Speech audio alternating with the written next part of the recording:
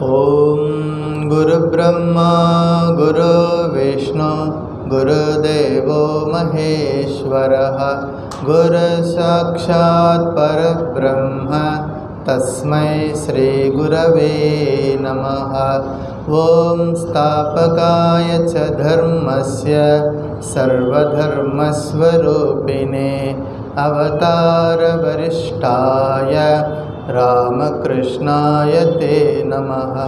जननीं शारदां देवीं रामकृष्णं जगद्गुरुं पादपद्मे तयो श्रित्वा प्रणमामि मुहुर्मुहुः। नमः श्रीयतिराजाय विवेकानन्दसूरये सच्चित्सुखस्वरूपाय स्वामिने तापहारिणे। त्वमेव माता च पिता त्वमेव बन्धुश्च सखा त्वमेव विद्या द्रविणं त्वमेव सर्वं मम देवदेव त्वमेव सर्वं मम देवदेव।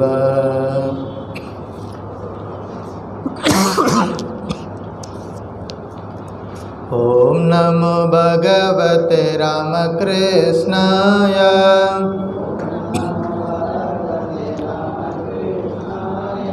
ॐ नमो भगवते रामकृष्णाय।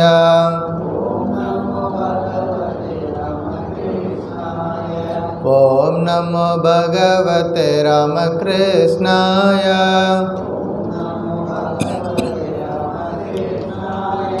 ॐ नमो भगवते रामकृष्णाय।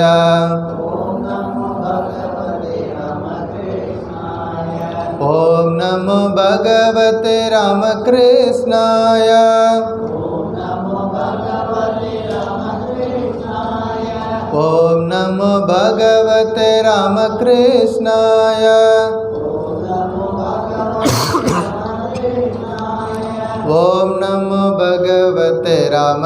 रामकृष्णाय।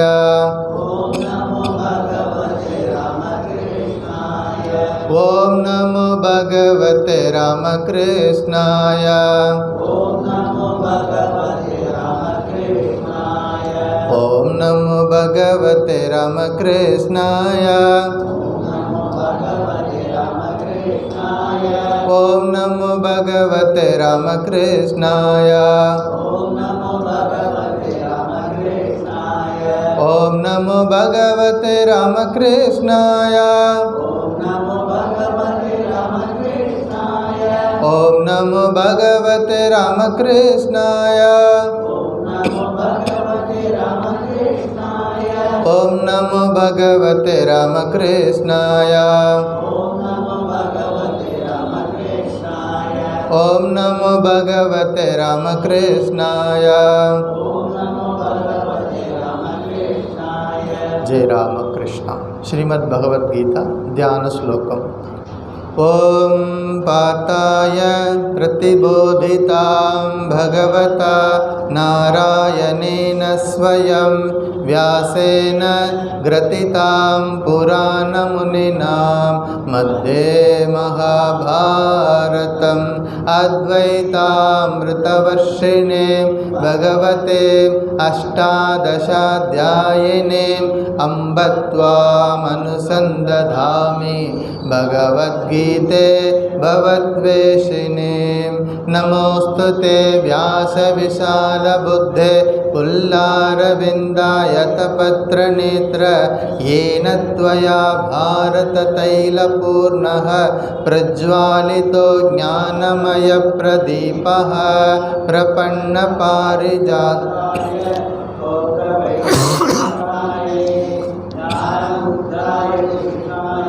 गीतामृतवर्षिणे गीतामृतदुहे नमः सर्वोपनिषदो गावो दुग्धा गोपालनन्दनः पार्थो वत्स सुधीर्भोक्ता दुग्धं गीतामृतं महत् वसुदेवसुतं देवं कंसचाणूरमर्दनं देवकी परमानन्दं कृष्णं वन्दे जगद्गुरु भीष्मद्रोणतटा जयद्रथजला गान्धारनीलोत्पला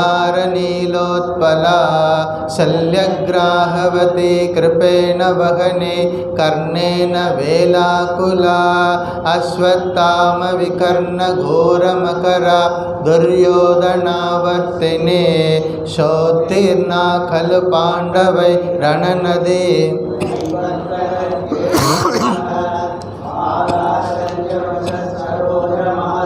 गीतार्थगन्धोत्कटं नानाख्यानककेसरं हरिकथा सम्बोधना बोधिता लोके सज्जनषट्पदैरहरः पेपीयमानं मुदा भूयात् भारतपङ्कजं कलिमल प्रध्वंसिन श्रेयसे मूकं करोति वाचालं पङ्गं लङ्घयते गिरिं यत्कृपातमहं वन्दे परमानन्दमाधवं यं ब्रह्मा वरुणेन्द्ररुद्रमरुतः स्तुन्वन्ति दिव्यैस्तवैः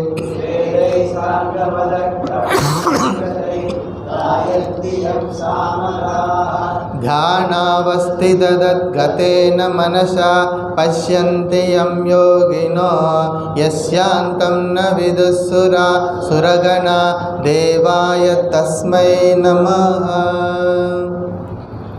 கீதா மகாத்மியம் உங்கள் கையில் இருக்கக்கூடிய பேப்பர்.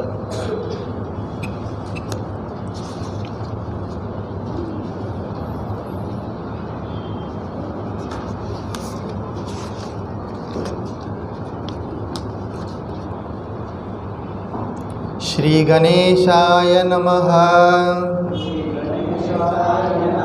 श्री राधारमणाय नमः. धरोवाच भगवन् परमेशान भक्तिरव्यभिचारिणे प्रारब्धं पूज्यमानस्य कथं भवति हे प्रभो. विष्णुरुवाच प्रारब्धं पूज्यमानो हि गीताभ्यासरतः सदा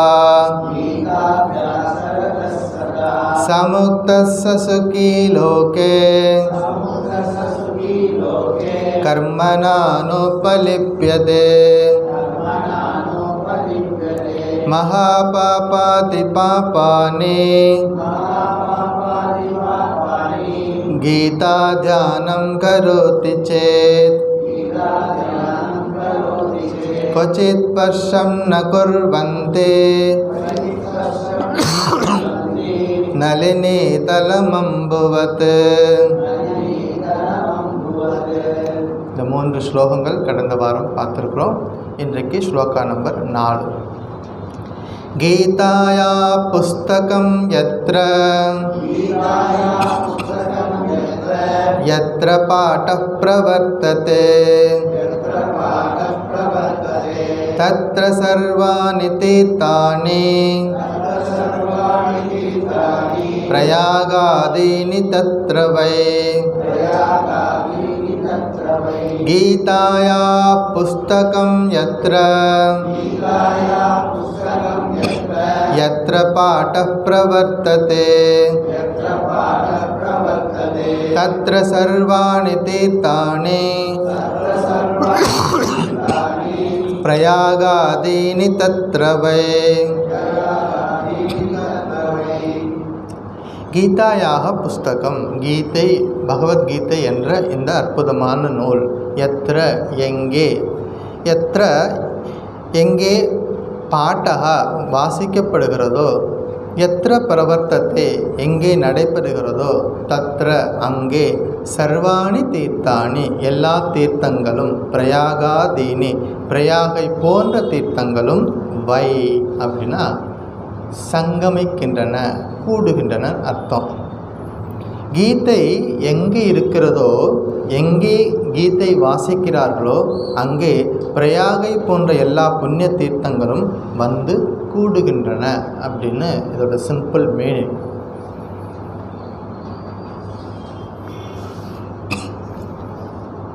இந்த மகாத்மியத்தில் முதல் ஸ்லோகம் என்ன பார்த்தோம் அப்படின்னா, பூமாதேவி ஒரு கேள்வி கேட்டாங்க. யாருக்கிட்ட கேட்டாங்க? பகவான்கிட்ட கேட்டாங்க. என்ன கேள்வி அது? பகவன் பரமேஷான பக்தி ரவ்ய பிச்சாரிணி பிராரத்தம் புஜ்யமானஸ்ய கதம் பவதி ஹே பிரபு.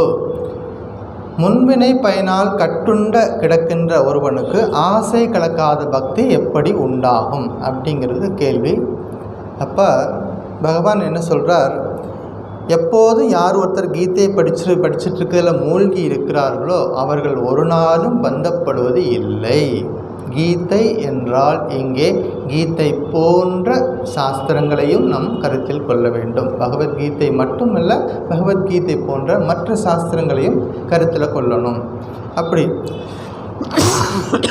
எப்பொழுதும் ஒருத்தர் சாஸ்திர படிப்பில் மூழ்கி இருக்கிறார் அப்படின்னா அவருக்கு எந்த விதமான துன்பங்களும் அவரை பக்கத்தில் கூட வராது அப்படின்னு ஒரு உத்தரவாதத்தை கொடுக்குறாங்க. கடந்த வகுப்பில் பார்த்தோம்,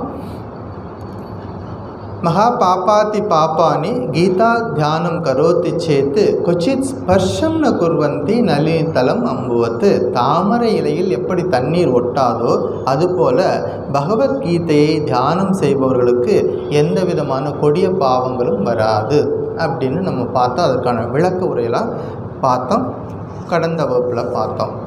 இன்றைய ஸ்லோகம்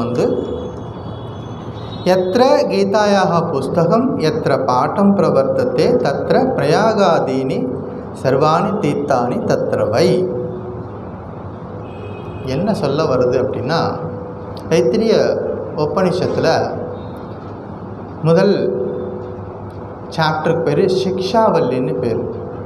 அப்படின்னா குருகுலத்தில் மாணவர்கள் படிக்கிறாங்க. படித்து முடிச்சுட்டு போகும் பொழுது கன்வகேஷன், அதாவது அவங்களுக்கு பிரியாவிடை கொடுக்கும் பொழுது இந்த குருநாதர் சில அறிவுரைகளை அவருக்கு கொடுப்பார். இப்போ என்ன சொல்வார்? எப்படியெல்லாம் இருக்கணும். இப்போ குருநாதர் குருகுலத்தில் இருக்கும் பொழுது அவருடைய டீச்சிங்கில் அவருடைய மேற்பார்வையில் இருந்தாங்க. இப்போ சமூகத்தில் போய் இரண்டரை கலந்து மக்களோடு மக்களாக இருக்கணும். அப்போ அந்த சமூகத்தில் இருக்கும் பொழுது இவர்கள் எதையெல்லாம் கடைபிடிக்கணும்? சத்தியம் வத, முதல்ல சொல்லக்கூடிய உபதேசம் சத்தியம் வத, தர்மஞ்சர, மாத்ருதேவோ பவ, தாய் தந்தையரை பெற்றோர்களை என்னமா பார்க்கணும்? தெய்வமாக பார்க்கணும். இப்படி நம்ம வீட்டுக்கு வரக்கூடிய விருந்தினர்களை தெய்வமாக பார்க்கணும். இப்படி எல்லாம் சொல்லிக்கிட்டே வருவார். கடைசியாக இன்னொன்று சொல்லுவார், ஸ்வாத்தியாய பிரவச்சனாபியாம் ந பிரமதித்தவ்யம் அப்படின்னு ஒரு வார்த்தை இருக்குது. ஸ்வாத்தியாயம் அப்படின்னா வேத நூல்களை, புனித நூல்களை படிக்கிறதுன்னு அர்த்தம். பிரவச்சனாபியாம் படித்த விஷயங்களை மற்றவங்களோட ஷேர் பண்ணிக்கிறது, சொல்லி கொடுக்கறது. இந்த ரெண்டையும் மறந்துடாத. ஒரு நாளும் நீ மறக்கக்கூடாத விஷயங்கள் ரெண்டு என்னது? ஸ்வாத்தியாயமும் அதை படித்த விஷயங்களை மற்றவங்களுக்கு சொல்லி கொடுக்கறதையும் மறந்துடாத.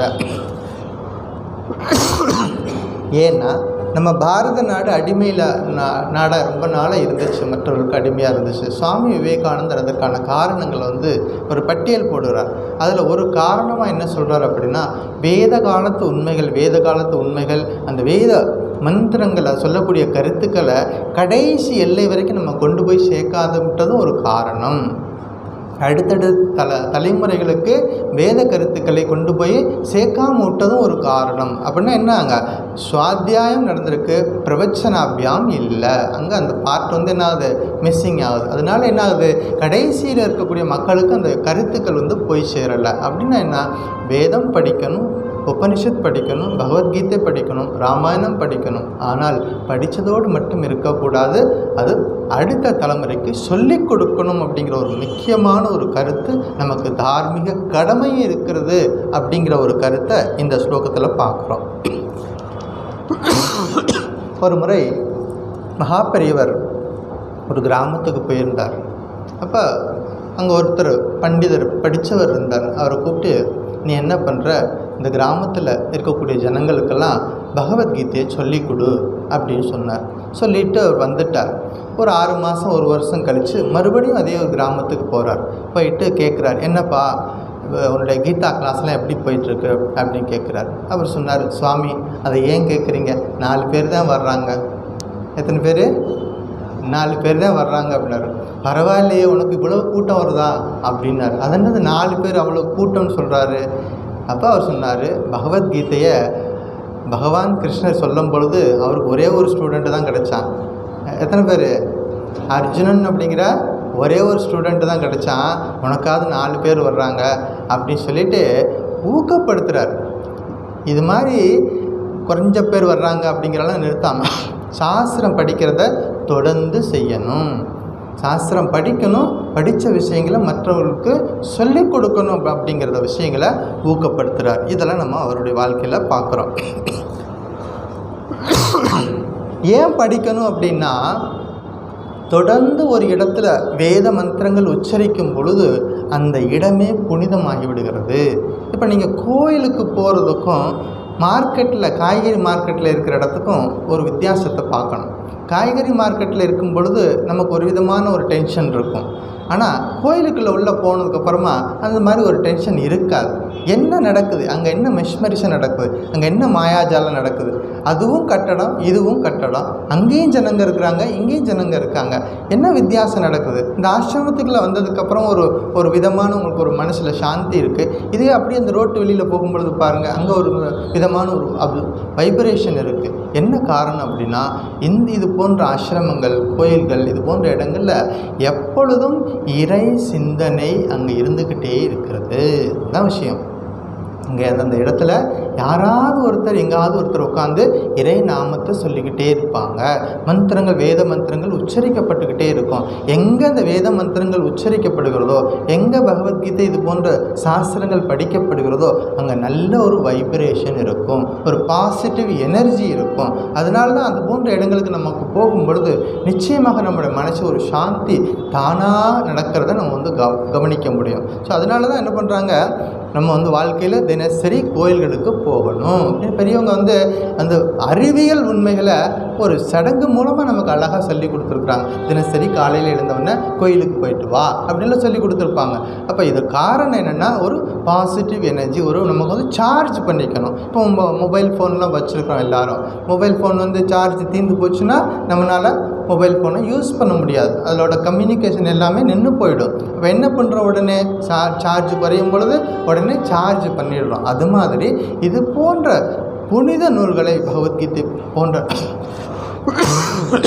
நூல்களை தொடர்ந்து படிக்கும் பொழுது அந்த ஆன்மீக சார்ஜ், பேட்டரி சார்ஜ் அப்படிங்கிறது இயல்பாக நடக்கிறது.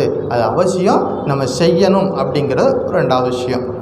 அதனால தான் அந்த கோயில்களுக்கும் ஆசிரமங்கள் இருக்கக்கூடிய இடங்களில் அந்த ஆன்மீக அதிர்வலைகள் இருக்கிறது அப்படிங்கிறத பார்க்குறோம். சரி, அடுத்து இந்த ஸ்லோகத்தில் ஒரு முக்கியமான விஷயம் என்ன சொல்லுதுன்னா, பிரயாகாதீனி சர்வாணி தீர்த்தானி தத்ரவை. அந்த பகவத்கீதை படிக்கிற இடத்துல என்னெல்லாம் இருக்குமா, பிரயாகை போன்ற எல்லா தீர்த்தங்களும் சேருது அப்படின்னு ஒரு கருத்து இருக்குது. தீர்த்தங்கள் அப்படின்னா நம்ம எல்லாருக்கும் தெரியும். இப்போ அமாவாசை வந்துச்சு, இப்போ மகாலய பித்ருபக்ஷம் போன வாரம் பார்த்தோம். பித்ருபக்ஷம் அப்படின்னா என்ன பண்ணுவோம், எல்லாருமே தீர்த்த ஸ்தலங்களுக்கு தான் போவாங்க. போயிட்டு என்ன பண்ணுற, அந்த காரியங்கள் பண்ணுறதுக்கு இப்போ ராமேஸ்வரம் போகிறதோ அல்லது பெரிய புண்ணிய நதிகளில் போய் செய்கிறதோ, கங்கை யமுனை போன்ற நதிகளோ எல்லா இடங்களுக்கும் போயிட்டு தீர்த்தத்தில் போயிட்டு அந்த காரியங்கள்லாம் பண்ணுறோம். தீர்த்த தலத்தில் அங்கேயும் ஒரு மகிமை இருக்குது. தீர்த்த தலங்களுக்கு போகும்பொழுது எப்படி இருக்கணும் பண்ணணுமா, போன உடனே தண்ணியில் போய் இறங்கிடக்கூடாது. போய் பக்கத்தில் இந்த கரையில் நின்றுட்டு தண்ணி எடுத்து நம்ம தலையிலெல்லாம் புரோக்ஷனம் பண்ணிவிட்டு அப்புறமா தான் அந்த தீர்த்தத்துக்குள்ளே போகணும் அப்படின்லாம் சொல்லி கொடுத்துருக்காங்க பெரியவங்க. போன எடுத்த உடனே போயிட்டு இறங்கிடக்கூடாது, அதுக்கு ஒரு மரியாதை கொடுக்கணும். அது தெய்வம். நம்ம பாரத நாட்டில் எல்லாத்தையும் நம்ம தெய்வமாக பார்த்து பழகியிருக்கிறோம். எல்லா உயிர்களையும் தெய்வமாக பார்க்குறோம். நதிகள், கடல் எல்லாமே நமக்கு தெய்வமாக பார்க்குறோம். அதுக்குரிய மரியாதையோடு அதை செய்யணும் அப்படின்னு பார்க்குறோம். மூர்த்தி, தலம், தீர்த்தம் முறையாய் தொடங்கியவருக்கு வார்த்தை சொல்ல சத்குருவும் வாய்க்கும் பராபரமே. தாயுமான ஒரு பாடல் இருக்குது. யாரெல்லாம் இந்த முறையாக இதெல்லாம் செய்கிறாங்களோ அவர்களுக்கு குருநாதர் தேடி வருவாராம்.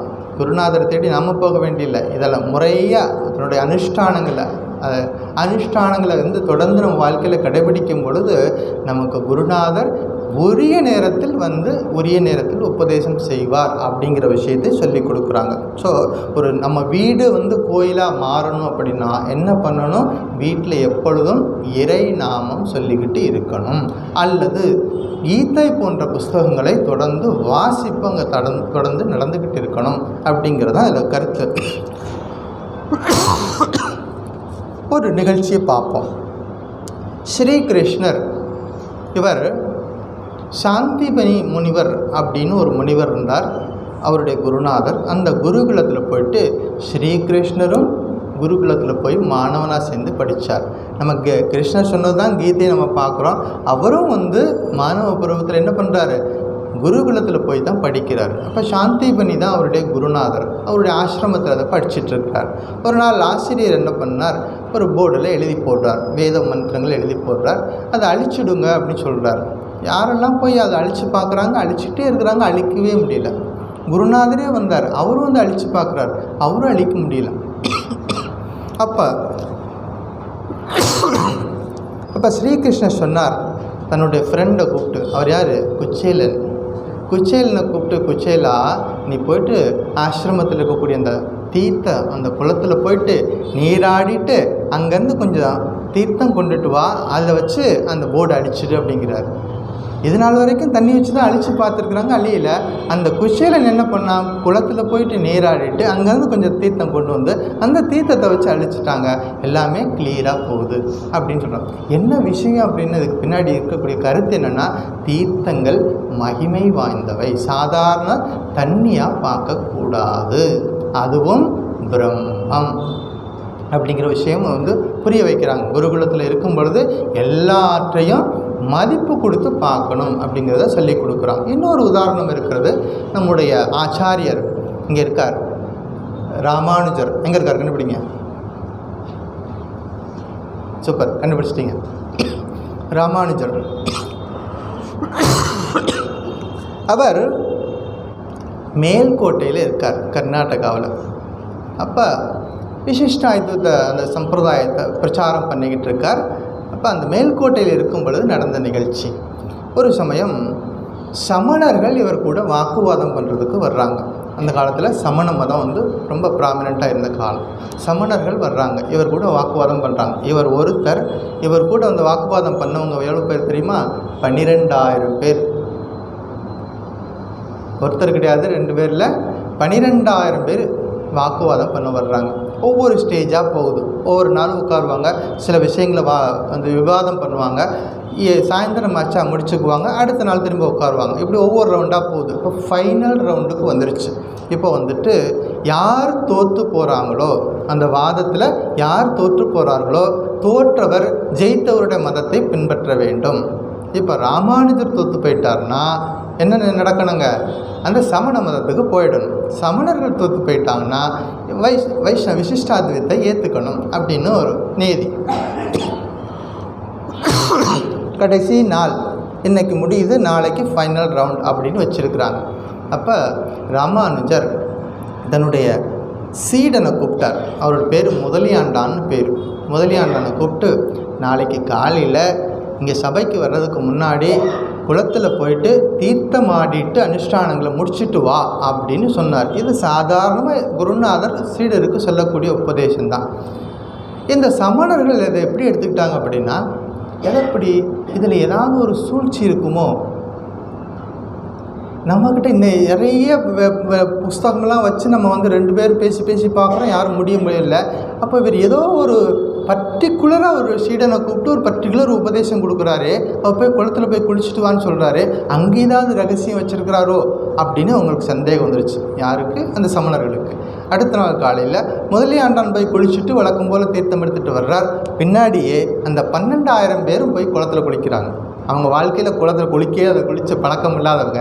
அவங்க அவ்வளோ பேர் என்ன பண்ணுறாங்க, உடனே போய் குளத்தில் நம்மளும் போய் குளித்து பார்ப்போம், அங்கே ஏதாவது ரகசியம் இருக்குதா, அங்கே ஏதாவது சூக்ஷ்மம் இருக்கா, அங்கே ஏதாவது வேறு மாதிரி நம்மளை ஜெயிக்கிறதுக்கு வேறு வித்தியா வச்சுருக்குறாங்களான்னு பார்க்கணுங்கிறதுக்காக 12,000 பேரும் போயிட்டு என்ன பண்ணுறாங்க, குளத்தில் போய் குளிக்கிறாங்க. குளிச்சுட்டு மேலே வந்ததுக்கப்புறமா போகும் பொழுது அவர்களுக்கு இருந்த மனநிலை, இன்றைக்கி நம்ம ஜெயிச்சே ஆகணும், இன்றைக்கி ராமானுஜரை தோற்கடிச்சே ஆகணும் அப்படின்னு சொல்லிட்டு ஒரு வெறித்தனமாக இருந்தவங்க தீர்த்தம் ஆடிட்டு வெளியில் வந்ததுக்கப்புறம் பார்த்திங்கன்னா செத்த பாம்பு மாதிரி ஆயிடுச்சு. மனசில் எந்த விதமான போட்டி எண்ணமே இல்லை, மனசில் போட்டிங்கிற எண்ணமே இல்லாமல் போயிடுச்சு. அவங்களுக்கு என்ன நடக்குதுன்னு ஒன்றும் புரியலை. என்ன நடந்தது, யார் என்ன பண்ணால் ஒன்றும் புரியலை. குளத்தில் போய் அந்த முதலியாண்டாலும் குளிச்சுட்டு வந்தால் இவங்களும் குளிச்சுட்டு வர்றாங்க. குளிச்சுட்டு வந்ததுக்கப்புறம் பார்த்திங்கன்னா சபைக்கு போகணும், ராமானுஜரை எதிர்த்து வாதாடணும், இந்த எண்ணமே அவங்க மனசுலேருந்து போயிடுச்சு. நேராக வந்தாங்க 12,000 பேர் சாஷ்டாங்கமாக நமஸ்காரம் பண்ணிவிட்டு, சுவாமி நாங்கள் உங்க கூட வாதாட வரல, எங்களை சீடனாக ஏற்றுக்கங்க, என்ன செஞ்சுக்குங்க, எங்களை உங்களோட சீடனாக ஏற்றுக்கிட்டு எங்களுக்கு அருளாசி பண்ணுங்கன்னு சொல்லிட்டு அவ்வளோ பேரும் ராமானுஜர்கிட்ட சரணடைகிறாங்க. அவரும் கருணையோடு அவர்கள் எல்லாத்தையும் ஏற்றுக்கிட்டு வேத உபநிஷத மந்திரங்களை சொல்லி கொடுக்குறாருன்னு இந்த கதை போகுது. என்ன விஷயம், தீர்த்தம். தீர்த்தம் எதையும் சாதிக்கும், தீர்த்தத்துக்கு அவ்வளோ ஒரு மகிமை இருக்கிறது, தீர்த்தம் எதையும் சாதிக்கும் அப்படிங்கிற விஷயத்தை புரிஞ்சுக்கிட்டால் போதும். அப்போ அப்படிப்பட்ட தீர்த்தங்கள் பிரயாகைக்கு போய் குளிச்சுட்டு வரணும்னா எவ்வளோ செலவாகும், எவ்வளோ டைம் எடுக்கும். ஆனால் அந்த பிரயாகை நம்ம வீட்டுக்கு வரணும் அப்படின்னா ஒரே வழி பகவத்கீதையை படிக்கணும். தினசரி பகவத்கீதையை படிச்சுட்டு இருக்கிற இடத்துல எல்லா தீர்த்தங்களும் நம்ம வீட்டை தேடி வருது அப்படின்னு சொல்லி கொடுக்குறார். இதிலேருந்து நம்ம தெரிஞ்சிக்க வேண்டிய விஷயங்கள், நம்ம புனிதமான இந்த சாஸ்திரத்தை படிக்கும் பொழுது அங்கே ஒரு சாந்தி அமைதி நிலவுது. அங்கே எங்கே அமைதி இருக்கிறதோ, அமைதி இருக்கிற இடத்துல எல்லா தேவதைகளும் வருவாங்க அப்படிங்கிறதா கருத்து. சரி, இது ஸ்லோகா நம்பர் 4. அடுத்த ஸ்லோகா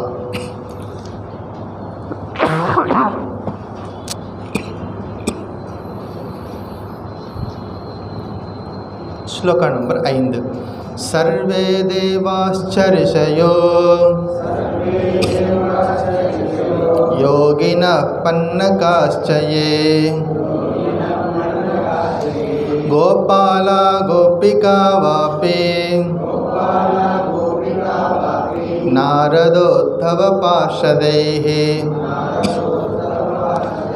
सर्वे देवाश्च ऋषयो योगिनः पन्नगाश्च ये गोपाला गोपिका वापि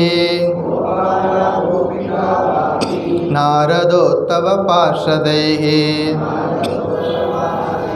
सर्वे देवाः எல்லா தேவர்களும், ரிஷயாக எல்லா ரிஷிகளும், யோகினக எல்லா யோகிகளும், பன்னகாக ச பன்னகா என்றால் நாகர்கள் என்று அர்த்தம், கோபால கோபிகாக கோபியர்களும் கோபாலர்களும், நாரத உத்தவ பார்ஷதைகி நாரதர் உத்தவர் போன்ற எல்லா மகான்களும் ரிஷிகளும் என்ன பண்ணுறாங்க, வருகிறார்கள் அர்த்தம். அதை நம்ம சேர்த்துக்கணும், வருகிறார்கள் அப்படின்னு. அப்போ எங்கே வர்றாங்க, எங்கே பகவத்கீதை படிக்கிறாங்களோ, எங்கே பகவத்கீதை சொல்லி கொடுக்குறாங்களோ அங்கே இந்த எல்லா பேரும் அங்கே வர்றாங்க. முதல்ல என்ன பார்த்தோம், எல்லா தீர்த்தங்களும் வருகிறார்கள்னு பார்த்தோம். இப்போ என்னாச்சு, எல்லா விதமான தேவர்கள், ரிஷிகள், யோகிகள், நாகர்கள், கோபாலர்கள், கோபிகைகள், நாரதர், உத்தவர் போன்ற எல்லா முனிவர்களும் ரிஷிகளும் அங்கே எழுந்தருள்கிறார்கள் அப்படின்னு முடியுது. அடுத்த ஸ்லோகம். சஹாயோ ஜாயதே சீக்ரம் யத்ர கீதா பிரவர்த்ததே யத்ர கீதா விசாரஸ்ச படனம் பாடனம் ஸ்ருதம் தத்ராஹம் நிச்சிதம் பிருத்வி நிவசாமி சதைவகே சஹாயோ ஜாயதே சீக்ரம் यत्र गीता प्रवर्तते यत्र गीता विसारश्च पठनं पाठनं श्रुतं तत्राहं निश्चितं पृथिवी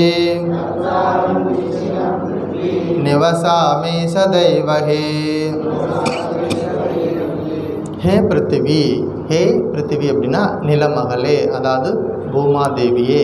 யார் சொல்கிறார்? பகவான் சொல்கிறார். பூமாதேவியை பார்த்து சொல்கிறார்.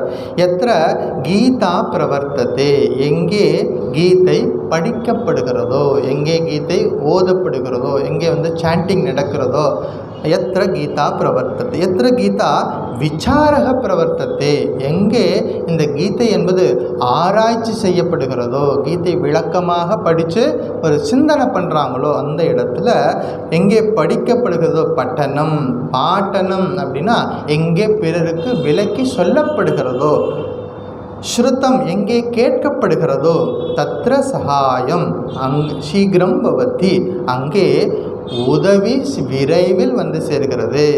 அங்கே என்ன பண்ணுது? அவர்களுக்கு தேவையான உதவிகள் தானாகவே சேருகிறது. தத்ர அகம், அங்கே நான் சதா ஏவ நிச்சிதம் நிவசாமி, எப்போதும் அங்கே நான் நிச்சயமாக இருக்கிறேன் அப்படின்னு பகவான் சொல்கிறார். எங்கே இருப்பாராம்? எங்கே பகவத்கீதையை படிக்கிறாங்களோ, எங்கே பகவத்கீதையை சொல்லி கொடுக்குறாங்களோ, எங்கே பட்டனம், எங்கே பாட்டனம், எங்கே ஸ்ரவணம் இதெல்லாம் நடக்குதோ அங்கே நிச்சயமாக நானும் இருக்கிறேன். அந்த எல்லையற்ற பரம்பொருளாகிய பகவான் ஏற்கனவே இப்போ சொன்னார், எல்லா தீர்த்தங்களில் வர்றாங்கன்னு சொன்னார், எல்லா ரிஷிகள் முனிவர்கள்லாம் வர்றாங்கன்னு சொன்னார். கடைசி என்ன சொல்கிறார்? நான் எப்பொழுதும் அங்கே தான் இருக்கேன். இப்போ பகவான் எங்கே இருக்கார்? எங்கே இறைவன் நாம சொல்லப்படுகிறதோ அங்கே நிச்சயமாக பகவான் இருக்கிறார். நிலமகளே, எங்கே கீதை படிக்கப்படுகிறதோ, எங்கே ஆராய்ச்சி செய்யப்படுகிறதோ, எங்கே பிறருக்கு சொல்லப்படுகிறதோ, எங்கே கேட்கப்படுகிறதோ அங்கே விரைவில் உதவி வருகிறது. அங்கே நான் எப்போதும் நிச்சயமாக இருக்கிறேன் அப்படின்னு ஒரு உறுதிமொழியை சொல்கிறார். ஸோ இன்றைக்கி வரைக்கும் நம்ம எத்தனை ஸ்லோகம் பார்த்துருக்கோம்? 6 ஸ்லோகம் பார்த்துருக்குறோம். முதல் ஸ்லோகத்திலேருந்து இன்னொரு தடவை சொல்லி கொடுத்துட்றேன். முதல் ஸ்லோகம். பகவன் பரமேஷான பக்திரவ்யபிசாரிணே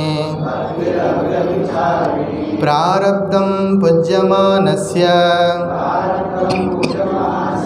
கதம் பவதி ஹே பிரபோ. விஷ்ணுருவாச்ச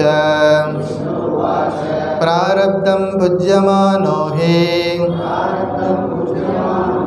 கீதாப்யாசரதः சதா சமுக்தः சுகீ லோகே கர்மணா நோபலிப்யதே. மகாபாபாதி பாவானி கீதா தியானம் கரோதி சேத் क्वचित् स्पर्शं न कुर्वन्ति नलिनी तलमम्बुवत्. गीताया पुस्तकं यत्र यत्र पाठः प्रवर्तते तत्र सर्वाणि तीर्थानि प्रयागादीनि तत्र वै. सर्वे देवाश्च ऋषयो योगिनः पन्नकाश्च ये गोपाला गोपिका वापि नारदोत्तम पार्षदैः सहायो जायते शीघ्रं यत्र गीता प्रवर्तते यत्र गीता विसारश्च पठनं पाठनं श्रुतं तत्राहं निश्चितं पृथिवी निवसामि सदैव हि. ஸோ பகவான் நமக்கு வந்து ஒரு அனுகிரகம் சொல்லியிருக்கார். நான் எங்கெல்லாம் பகவத்கீதையை வந்து தொடர்ந்து படிக்கிறீங்களோ அங்கே நான் வந்து நிச்சயமாக இருக்கேன் அப்படிங்கிற ஒரு உத்தரவாதத்தை கொடுக்குறார். இதோட இந்த வாரம் முடிச்சுக்குவோம். அடுத்த ஸ்லோகம் அடுத்த வாரம் பார்ப்போம். ஸோ இப்போ நம்ம நவராத்திரி செலிப்ரேஷனில் இருக்கோம். இன்றைக்கி ஷஷ்டி 6வது நாள், நவராத்திரியில் 6வது நாள். இந்த நவராத்திரி பற்றி ஒரு சிந்திக்க வேண்டிய ஒரு தருணம். எதுக்காக இந்த நவராத்திரி செலிப்ரேஷன் நம்ம கொண்டாடுறோம், இதை பற்றின ஒரு விஷயம். தட்சிணாயனம் உத்தராயணம் சொல்லிட்டு சூரியனுடைய திசை 2 விதமாக இருக்கும். முதல் 6 மாதம் ஒரு திசையில் போவார், இன்னொரு 6 மாதம் இன்னொரு திசையில் போகிறார். வடக்கு நோக்கி உத்தராயணம், வடக்குன்னா வடக்கு நோக்கி. தட்சிணாயனம் அப்படின்னா அயனம் என்றால் வழி, தட்சிணம் என்றால் தெற்கு நோக்கி பயணம். சூரியனுடைய தெற்கு நோக்கிய பயணம் அப்படிங்கிறது தட்சிணாயனம். இந்த தட்சிணாயன காலத்தில் வரக்கூடிய முக்கியமான செலிப்ரேஷன் தான் இந்த புரட்டாசி மாதத்தில் வரக்கூடிய நவராத்திரி செலிப்ரேஷன் அப்படின்னு. இது வந்து ஆடி மாதத்துலேருந்து ஆரம்பித்து மார்கழி வரைக்கும் இருக்கக்கூடிய காலகட்டம். சரி, இந்த நாளில் என்ன நடக்கும் அப்படின்னா சூரியனுடைய பயணம் தென் திசை நோக்கி இருக்குது, முதல் விஷயம். அப்புறமா வானத்தில் எப்பொழுதும் ஈரப்பதம் இருந்துக்கிட்டே இருக்கும். அதாவது மேகங்கள் மழை பொழியக்கூடிய காலகட்டம், எல்லா இடங்கள்லையும் நல்லா மழை பெய்யக்கூடிய காலகட்டம் இந்த 6 மாதம்.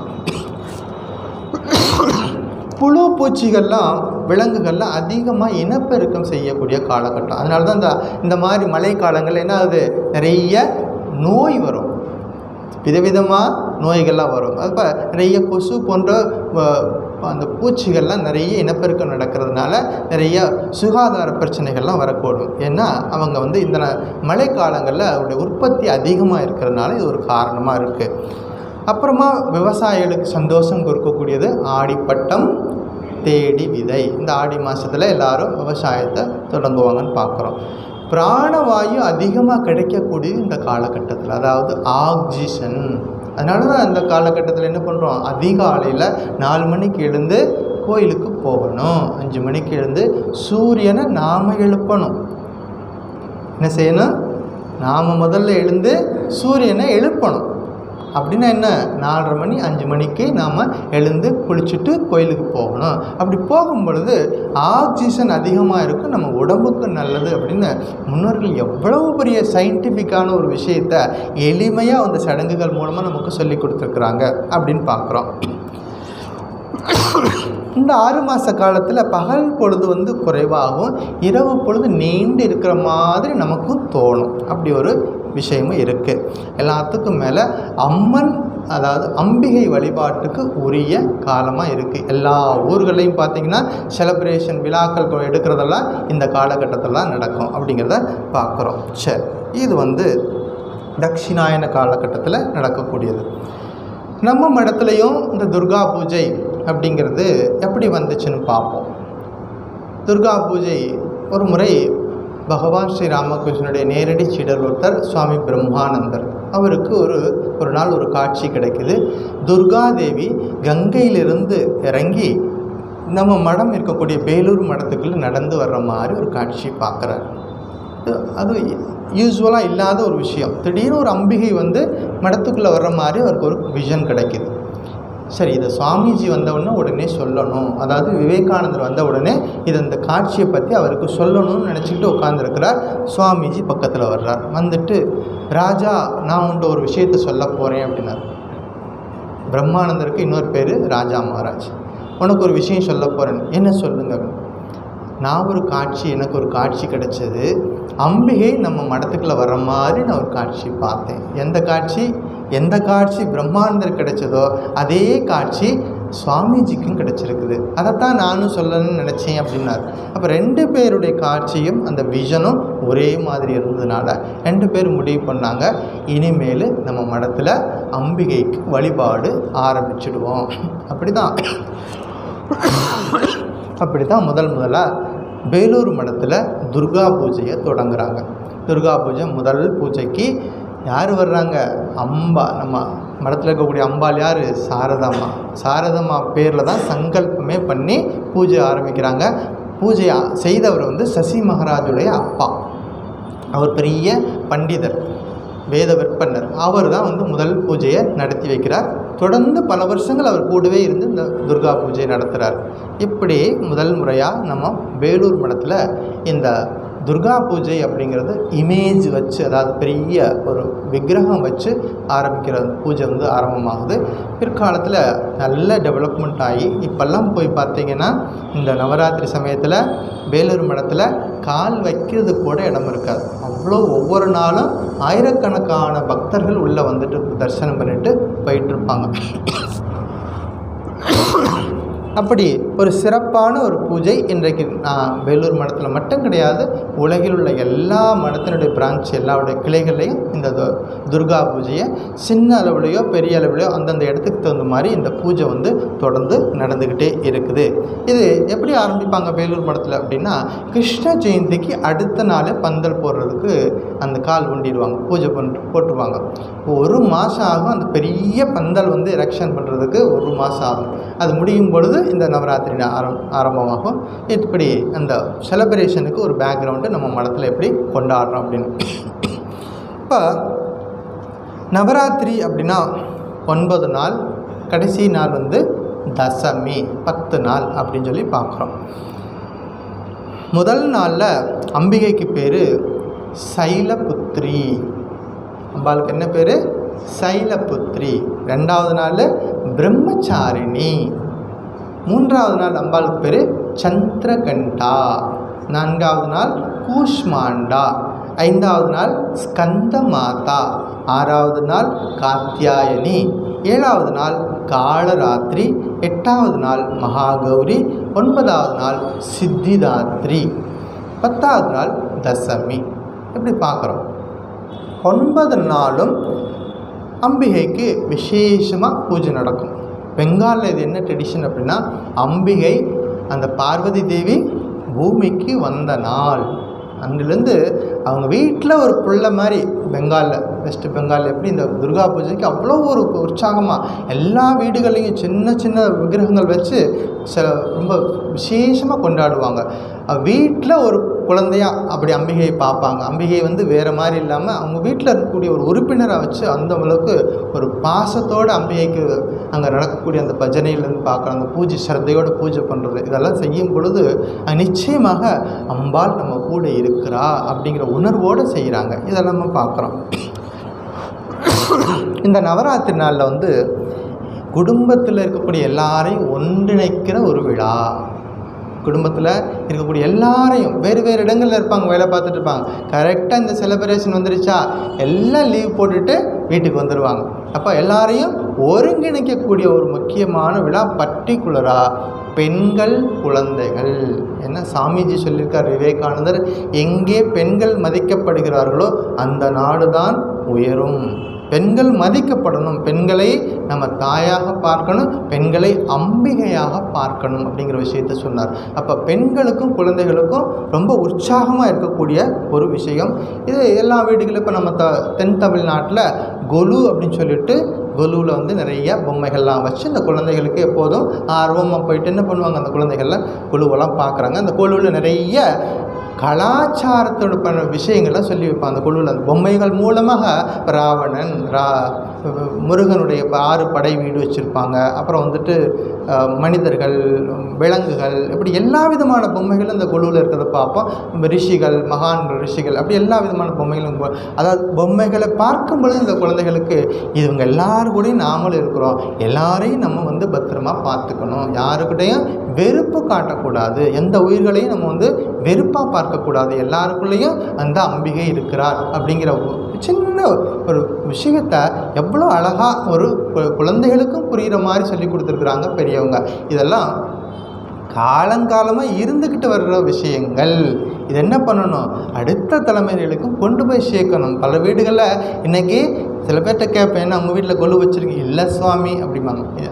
அப்போ அது என்னாச்சு, கொஞ்சம் ஒரு தலைமுறையில் ஒருத்தர் செய்யாமல் விட்டாங்கன்னா அப்படின்னா அப்படியே அடுத்தடுத்து போய் நின்றே போய்டும். அப்படி போகக்கூடாது. ட்ரெடிஷ்னலாக என்ன சில விஷயங்கள் இருக்கிறத வந்து அடுத்தடுத்த ஜெனரேஷனுக்கு கொண்டு போகணும். ஒரு உதாரணம் சொல்கிறேன். ஒரு நடந்த நிகழ்ச்சி, மகா பெரியவர் ஒரு முறை பாம்பேயில் இருக்கிறார்.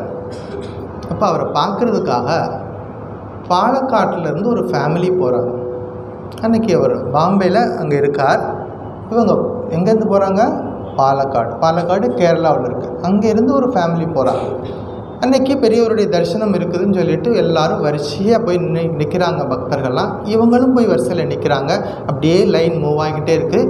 இவங்களோட டர்ன் வருது. பெரியவர் முன்னாடி போய் நிற்கிறாங்க. பெரியவர் என்ன கேட்டார் தெரியுமா? பெரியவர்கிட்ட பல விஷயங்களை கேட்கணுன்னு போகிறாங்க. இவங்களுக்கு என்ன பிரச்சனை அப்படின்னா, ஒரு கஷ்டம் வந்துருச்சு. வீட்டில் ஒரு 10,000 ரூபா தேவைப்பட்டுச்சு. வீட்டை அடமானம் வச்சுட்டு 10,000 ரூபா வாங்கினாங்க. அந்த 10,000 ரூபாயை திருப்பி கட்ட முடியாமல் போய் இன்றைக்கி வட்டியெல்லாம் கூடி போய் 50,000த்துக்கு வந்துருச்சு. அவங்களால திருப்பி செலுத்த முடியாது அப்படிங்கிற நிலைமைக்கு போயிட்டாங்க. வீடும் கைவிட்டு போக போகுது. என்ன பண்ணுறதுன்னு தெரியலை. இப்போ மகான் வந்திருக்கார், பாம்பேயில் இருக்கார், போய் பார்க்கணும்னு சொல்லி யாரோ சொல்கிறாங்க. உடனே புறப்பட்டு வர்றாங்க. இப்போ அவர் முன்னாடி இந்த கதையெல்லாம் அவர்கிட்ட சொல்லலை. இவங்க கஷ்டம் இவங்களோட நிற்கிது. அமைதியாக வரிசையில் வந்துக்கிட்டே இருக்காங்க. இப்போ அவர் பெரியவர் முன்னாடி வந்து நிற்கிறாங்க. இவர் சொன்னார், வீட்டில் கொலு வச்சுருக்கியா அப்படின்னு கேட்டார். என்னது? நம்ம கஷ்டத்தை சொல்லி இவர்கிட்ட வந்து நிவாரணம் பெறணும்னு வந்து கேட்டால் இவர் என்ன கேட்குறாரு? வீட்டில் கொலு வச்சுருக்கியான்னு கேட்குறாரு. இல்லை சுவாமி, அதெல்லாம் குழு பொம்மைகள்லாம் கட்டி பரனில் போட்டு ரொம்ப நாள் ஆச்சு, அதெல்லாம் நாங்கள் வைக்கலை அப்படின்னு சொல்கிறாங்க. அப்படியா? முதல்ல வீட்டுக்கு போன உடனே அந்த பொம்மைகள்லாம் கீழே இறக்கி கொலு வச்சு பூஜை பண்ணு, தினசரி கனகதார ஸ்தோத்திரம் சொல்லு அப்படின்னு சொன்னார். என்ன உபதேசம்? திரும்பவும் ட்ரெடிஷனை ஃபாலோ பண்ணு. இவங்க அந்த விட்டுட்டாங்கன்னு தெரிஞ்சு போச்சு அவருக்கு. இவங்களுக்கு என்ன பிரச்சனைன்னு தெரிஞ்சு போச்சு. அதுக்கு என்ன தீர்வுங்கிறதையும் சொல்கிறார். அது மூலமாக சொல்ல வர்றார்.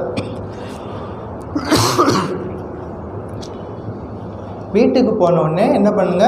கொலு வச்சு பூஜை பண்ணுங்க. சரி, பெரியவர் சொல்லியிருக்கார், நிச்சயமாக அதில் ஏதாவது ஒரு கருத்து இருக்கும், ஒரு உண்மை இருக்கும். ஒரு நம்பிக்கையோடு வீட்டுக்கு போகிறாங்க. போயிட்டு ரொம்ப நாளைக்கு முன்னாடி கட்டி மேலே பறன்னு வச்சு அந்த பெட்டியெல்லாம் கீழே இறக்குறாங்க.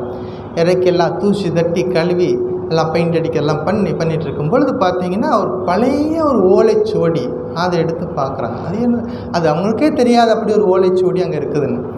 அதை எடுத்து பார்த்தா அது வந்து ஆயுர்வேதம் சம்பந்தமான பல விஷயங்கள் அந்த ஓலைச்சுவடியில் எழுதியிருக்குது. அதை எடுத்துகிட்டு வந்து பெரியவர்கிட்ட கொடுக்குறாங்க. அடுத்த முறை வரும்பொழுது, இந்த மாதிரி நீங்கள் சொன்னதுனால நாங்கள் பூஜையெல்லாம் ஆரம்பிச்சிட்டோம், அந்த பெட்டியிலேருந்து அந்த ஓலைச்சுவடி இருந்துச்சு அப்படின்னு. அவங்க 2 பேரும் பேசிக்கிட்டு இருக்காங்க. பெரியவர்கிட்ட நடந்த விஷயத்தை அவங்க சொல்கிறாங்க. அந்த நேரம் பார்த்து அங்கே ஒருத்தர் வர்றார். சுவாமி, இந்த ஆயுர்வேத சம்மந்தமாக நான் ரொம்ப நாளாக ஓலைச்சுவடிலாம் தேடிட்டுருக்கேன், எங்கேயாவது கிடைக்குமான்னு சொல்லுங்க அப்படின்னு கேட்டு வர்றார். அப்போ பெரியவர் சொல்கிறார், அவன் வந்து கேட்டு வந்திருக்கிறான், அவன்கிட்ட கொடுத்துடு அப்படிங்கிறார். எவ்வளோ பணம் கேட்டாலும் நான் கொடுக்குறேன் சுவாமி, எங்கேயாவது கிடைக்குமான்னு பாருங்கள் அப்படின்னு சொல்கிறார். இப்போ என்னாச்சு? இவங்களுக்கு தேவை பணம். அந்த மகாலட்சுமி அவங்க வீட்டிலே தான் இருந்திருக்கிறாங்க. அவங்கள கண்டுக்காமல் நம்ம ஓரமாக வச்சுருந்தோம். இப்போ என்னாச்சு? அதை உரியவருக்கு தேவைப்படுறது. இப்போ அவங்க பெட்டியில் தூங்கிட்டு இருந்த அந்த ஆயுர்வேத சாஸ்திரம் இப்போ யாரோ ஒருத்தர் ஆராய்ச்சி பண்ணுறதுக்காக கேட்குறார். அவருக்கும் போய் சேர்ந்துருச்சு. அந்த சாஸ்திரம் வந்து என்னாச்சு?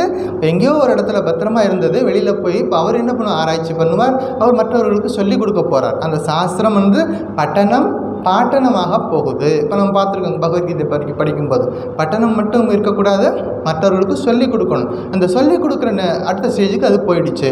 அதே நேரத்தில் இவர்களுக்கு என்ன தேவை? பணம் வேணும். பணம் இருந்தால் தான் வீட்டை வந்து கடன்லேருந்து மேற்க முடியும். அப்போ எவ்வளோ பணம் வேணாலும் கொடுக்குறேன்னு அப்படி சொல்லி தயார் நிலையில் அவர் இருக்கார். அப்போ இவங்க கேட்ட பணத்தை அப்படியே கொடுத்துருக்குறார். வாங்கிட்டு போயிட்டு சந்தோஷமாக வீடெல்லாம் திருப்பியாச்சு. எல்லாம் அமைதியாக சாந்தமாக முடிஞ்சு போச்சு. ஒரு வார்த்தை, மகான்களுடைய ஒரு சந்நிதி, ஒரு பார்வை எல்லாம் மாற்றிடும், தலைகீழ மாற்றிடும். ஏன்னா அவர்களுக்கு தெரியும் நம்முடைய கடந்த காலம், நம்முடைய நிகழ்காலம், நம்முடைய எதிர்காலம் எல்லாம் பெரியவங்களுக்கு தெரியும். பெரியவர்களிடம் போகும் பொழுது எப்படி போகணும்? வினயமாக இருக்கணும். எப்படி இருக்கணும்? அகங்காரம் இல்லாமல் எளிய மனசோட திறந்த புத்தகமாக போகணும். அப்படி போகும் பொழுது அவர்களுக்கு நிச்சயமாக ஒரு சொல்யூஷன் கொடுத்துடுவாங்க. இவங்க சொல்லவே கிடையாது, பிரச்சனையை பற்றியே வாய் திறக்கவே கிடையாது. போய் நின்ன உடனே என்ன கேட்குறாரு? கொலு வச்சிருக்கியா, அதை செய். அப்போ என்ன பண்ணுறாரு? ட்ரெடிஷனை விட்டுடாத. காலங்காலமாக உன்னுடைய ஃபேமிலியில் இதெல்லாம் நடந்துக்கிட்டு வந்துச்சு, நீ ஏன் நிறுத்திட்ட? தொடர்ந்து அதை செய்யணும் அப்படின்னு சொல்லி கொடுக்குறார். அதன் மூலமாக அதை செய்ய ஆரம்பிக்கிறாங்க.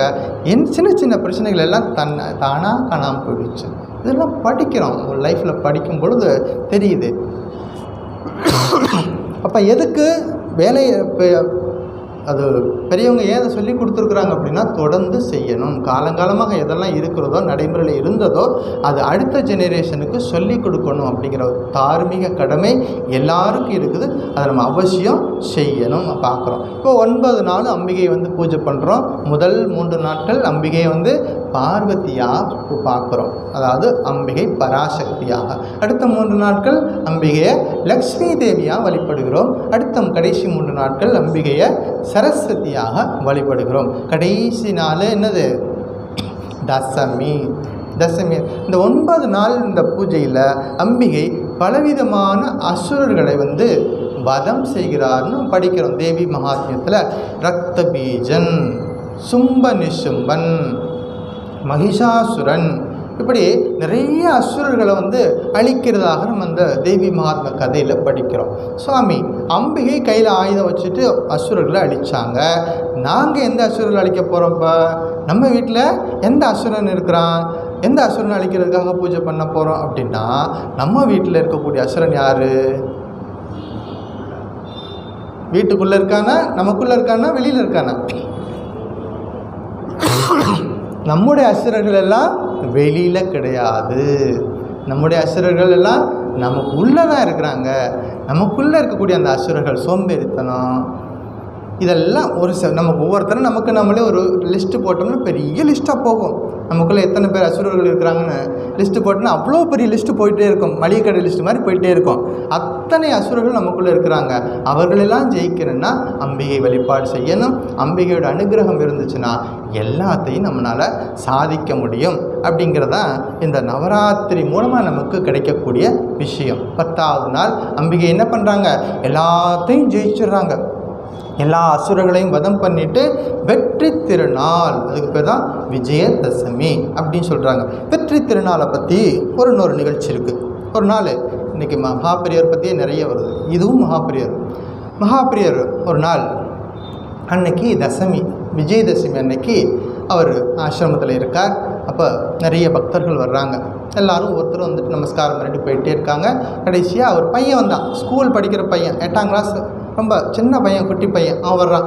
அவன் நமஸ்காரம் பண்ணிவிட்டு சுவாமிகிட்ட, சுவாமி ஆட்டோகிராஃப் போடுங்க அப்படின்னு கேட்குறான். நோட்டை காமிச்சு என்ன கேட்குறான்? சுவாமிகிட்ட என்ன கேட்குறான்? ஆட்டோகிராஃப் கேட்குறான். அவங்க கையெழுத்து போட்டு கொடுங்க அப்படின்னு கேட்குறான். உடனே பெரியவர் அந்த பேனாவெலாம் கொண்டு வர சொல்கிறார். அவன் கேட்குற மாதிரி கையெழுத்தெல்லாம் போட்டு கொடுக்குறான். போட்டு கொடுத்துட்டு அந்த மடத்தோடைய நோட் புக்கு கொண்டு வர சொல்கிறார். அதை எடுத்துகிட்டு நீ எனக்கு ஆட்டோகிராஃப் போட்டு கொடு அப்படிங்கிறார். என்ன கேட்குறாரு? நீ கேட்டில்ல எனக்கிட்ட ஆட்டோகிராஃப், என்கிட்ட கேட்டில்ல, நான் போட்டு கொடுத்தல, உனக்கு ஆட்டோகிராஃப் போட்டு கொடுத்தேன்ல, இப்போ நீ எனக்கு ஆட்டோகிராஃப் போட்டு கொடுன்னு சொல்லிட்டு அந்த நோட்டை கொடுத்து போட்டு கொடு அப்படிங்கிறார். அவனுக்கு தெரிஞ்ச மாதிரி கிறுக்கி கையெழுத்து போட்டு கொடுத்துட்டான். அப்போ அவங்கெல்லாம் போனதுக்கப்புறமா இந்த மடத்தில் இருந்தவங்க கேட்டாங்க, சுவாமி அவன் தான் சின்ன பையன் தெரியாதனமாக ஆட்டோகிராஃப்னு கேட்குறான், நீங்கள் போட்டு கொடுத்தீங்க, சரி நீங்கள் எதுக்கு அவங்ககிட்ட ஆட்டோகிராஃப் வாங்குறீங்க அப்படின்னு கேட்டார். அப்போ அவர் சொன்ன பதில் தான் ரொம்ப முக்கியமானது. அவன் என்னை பெரியவர் நினச்சி மதித்து என்கிட்ட ஆட்டோகிராஃப் கேட்குறான். அதான அர்த்தம். இவர் பெரியவர், இவர்கிட்ட ஆட்டோகிராஃப் வாங்கினா நமக்கு நல்லது நடக்கும் நம்பிக்கையோடு, என்னை பெரியவர்னு சொல்லிட்டு நம்பிக்கையோடு வாங்குகிறான்.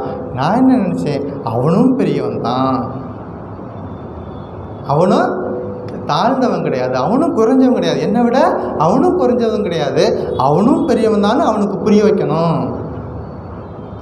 எனக்குள்ளே இருக்கக்கூடிய அதே சக்தி தான், அதே ஆற்றல் தான் உனக்குள்ளே இருக்குது, நீயும் சாதிக்க பிறந்தவன் அப்படின்னு அவனுக்கு சொல்லி கொடுக்கறதுக்காகத்தான் அவனுடைய ஆட்டோகிராஃபை நான் வாங்கினேன். எப்படி பாருங்கள், பெரியவர்கள் குழந்தைகள்கிட்ட எப்படி ஒரு சின்ன சின்ன விளையாட்டு மூலமாக, சின்ன சின்ன நிகழ்ச்சிகள் மூலமாக 1008 வித்தைகளை நமக்கு கற்றுக் கொடுக்கிறார்கள். இதனால் குழந்தைகள் தானே நம்ம பார்க்க வேண்டியதில்லை, குழந்தைகள் மூலமாக கூட பல விஷயங்களை நம்ம பெரியவர்கள் கற்றுக்கொள்ள முடியும் அப்படிங்கிறத பார்க்குறோம். இப்படி இந்த நாள் ரொம்ப முக்கியமான நாள். எல்லாத்துக்கும் மேலே எல்லாரும் சோம்பேறியாக இருக்கக்கூடாது. அம்பிகை என்ன பண்ணுறா, அந்த 10 நாளும் கடுமையான போராட்டம், அசுரர்களை அழிக்கிறதுக்கு கடுமையாக போராடுறா.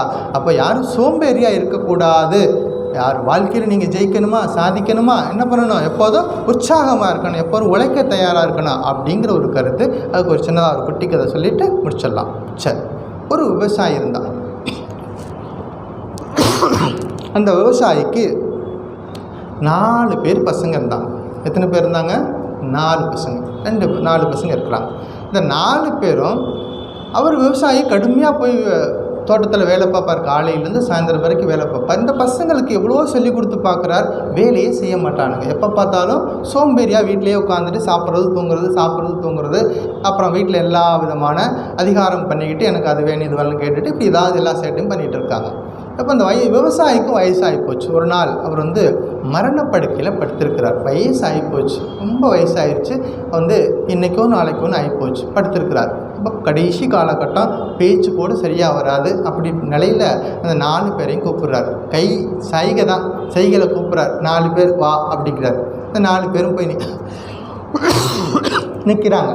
அவங்க என்ன நினச்சாங்க, நமக்கு ஏதாவது ரகசியம் சொல்ல போகிறாரு, நமக்கு ஏதோ பொருள் நிறையா சேர்த்து வச்சுருப்பாராட்டிருக்கு, நிறைய சொத்தெல்லாம் வச்சுருப்பாராட்டிருக்கு, எங்கேயோ பதுக்கி வச்சுருக்காரு, அந்த ரகசியத்தை சொல்ல போகிறாரு அப்படி சொல்லிட்டு ரொம்ப பவ்யமாக போய் நிற்கிறாங்க. இது வரைக்கும் அவங்க சொன்ன பேச்சே கேட்காத பசங்க இப்போ என்னாச்சு, ரொம்ப பவ்யமாக போயிட்டு அடக்கமாக போயிட்டு நிற்கிறாங்க. அந்த 4 பேர் நிற்கிறாங்க. அவர் கூப்பிட்டு சொன்னார், நம்ம தோட்டத்தில் ஒரு புதையல் இருக்குது.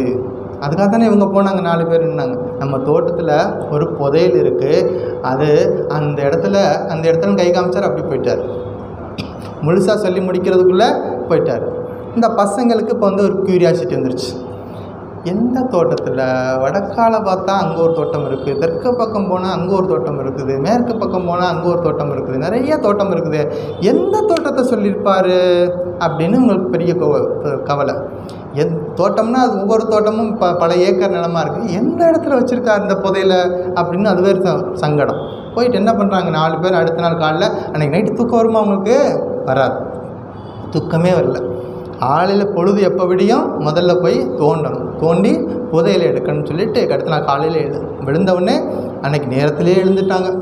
மற்ற நாள்லாம் 10 மணி வரைக்கும் தூங்குறவங்க அன்றைக்கி நேரத்தில் எழுந்துட்டு மண்வெட்டியெல்லாம் எடுத்துகிட்டு நேர தோட்டத்துக்கு போனாங்க. ஒவ்வொரு இடமா தோன்றாங்க. தோண்ட கல்லாக வருது, பெரிய பெரிய கல்லுகள்லாம் வருது. எல்லாத்தையும் தோண்டி போட்டுக்கிட்டே இருக்கிறாங்க. ஒரு அந்த காடு முழுவதும் தோண்டிட்டாங்க. சில மாதங்கள் ஆச்சு. ஒரு சைடு அந்த மொத்த நிலமும் தோண்டி எடுத்தாச்சு. எங்கேயுமே புதையலை காணும். ஆனால் அது உள்ளுக்குள்ள இந்த கல் பூரா வெளியே தோண்டி எடுத்துட்டாங்க. கரடு முரடு தான் அந்த கல்லெல்லாம் எடுத்து போட்டாங்க. இப்போ என்னடா அது எப்படி ஆயிடுச்சு, அப்பா ஏமாற்றிட்டு வரோம், சரி நம்ம தான் தோண்டிட்டோமே, இதை சும்மா ஏன் போடணும் அப்படின்னு சொல்லிட்டு உடனே அதெல்லாம் சரி பண்ணி அதில் கொஞ்சம் விதையை போட்டுட்டாங்க. அடுத்த நாள் கொஞ்சம் தண்ணி விட்டாங்க.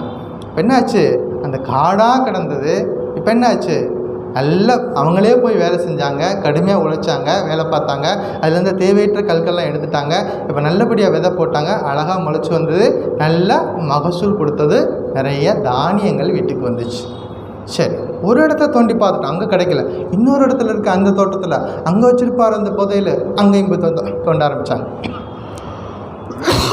4 பேரும் தோண்டி அந்த காடு முழுவதும் தோண்டி எடுத்துட்டாங்க. அங்கேயும் இதே மாதிரி நிறைய கல்லெல்லாம் இருந்துச்சு, தூக்கி போட்டுட்டாங்க. அங்கேயும் புதையல் கிடைக்கல. அதையும் சும்மா ஏன் போடணும் அப்படின்னு சொல்லிட்டு அங்கே கொஞ்சம் விவசாயத்துக்கு விதையெல்லாம் போடுறாங்க. அந்த மரங்கள்லாம் நல்லபடியாக பூத்து குலுங்குது. அங்கே நிறையா மரங்கள்லாம் வைக்கிறாங்க, நிறைய பழங்கள்லாம் கிடைக்குது. இப்போ அவர் சொன்ன எல்லா இடத்தையும் தோண்டியாச்சு, எல்லா இடத்துலையும் எங்கேயுமே தங்கப்போதையில் காணோம். ஆக மொத்தம் எல்லா இடமும் சுத்தமாகிடுச்சு. இப்போ என்னாச்சு, எல்லா வயல்களும் சுத்தமாகிடுச்சு, நல்லா சாஃப்ட்டு நிலமாக வந்துருச்சு. எல்லாம் அழகாக விதைகளை போட்டு விட்டாங்க, எல்லாம் மகசூல் நிறைய வந்துச்சு. இப்போ சாப்பாட்டுக்கு கவலையே இல்லை, நிறைய தானியங்கள் வந்துச்சு. கொண்டு போய் மார்க்கெட்டில் விற்றாங்க, நிறைய பணம் கிடைச்சிது, பெரிய பணக்காரங்களாக ஆகிட்டாங்க. அப்போ தான் அவங்களுக்கு புத்தி வந்துச்சு, அப்பா சொன்ன புதையல் அப்படிங்கிறது எங்கேயோ பூமிக்குள்ள இருக்கக்கூடிய தங்கம் கிடையாது, நம்முடைய வியர்வை சிந்தி யார் உழைக்கிறாங்களோ அவர்களுக்கு எல்லாம் கிடைக்கும் அப்படிங்கிற விஷயத்தை அவர் வந்து இப்படி ஒரு புதையில் இருக்க மாதிரி நமக்கு சொல்லி கொடுத்துருக்குறான்னு சொல்லிட்டு அன்றிலிருந்து உழைக்க ஆரம்பித்தாங்க, வாழ்க்கையில் உயர்ந்து நின்னாங்கன்னு பார்க்குறோம். எப்படி அம்பிகை நமக்கு என்ன சொல்லி கொடுக்குறாங்க இந்த நாளில்? எல்லாம் ஒற்றுமையாக இருக்கணும், நம்முடைய ட்ரெடிஷனலாக வரக்கூடிய பழக்க வழக்கங்கள் நம்ம தொடர்ந்து கடைபிடிக்கணும். அப்புறம் எல்லாத்துக்கும் மேலே உழைக்க தயாராக இருந்தோம்னா நிச்சயமாக வாழ்க்கையில் முன்னேற்றம் அடையும் அப்படிங்கிற ஒரு விஷயத்தோடு முடிச்சுக்குவோம். அடுத்த வாரம் ஸ்லோகா நம்பர் 7. ஓம் சாந்தி சாந்தி சாந்தி. ஹரி ஓம் தத்சத். ஸ்ரீராமகிருஷ்ணார்ப்பணமஸ்து.